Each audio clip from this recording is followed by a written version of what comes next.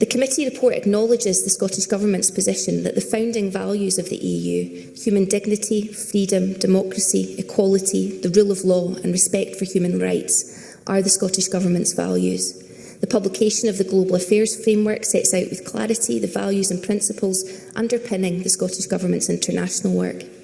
I agree with the Cabinet Secretary that it's important to note that the Scottish Government's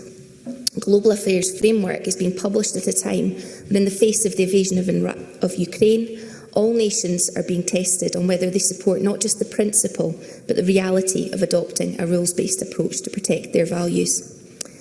As the new Global Affairs Framework sets out, and consistent with the evidence given to the committee inquiry, Scotland's international work will be guided by some key areas of focus: good global citizenship, maintaining the closest possible relationship with the European Union, gender equality, climate crisis and climate justice, respect for human rights and the rule of law, the role of our international networks and Scotland's culture. I'd like to focus my remarks on gender equality.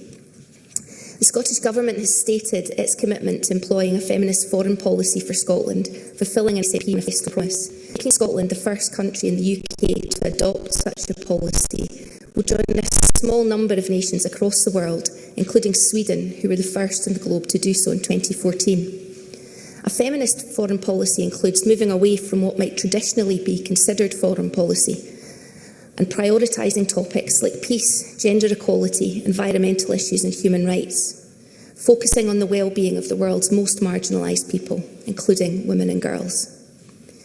Thinking about foreign policy and international relations from the viewpoint of the world's most vulnerable groups, thereby taking an intersectional approach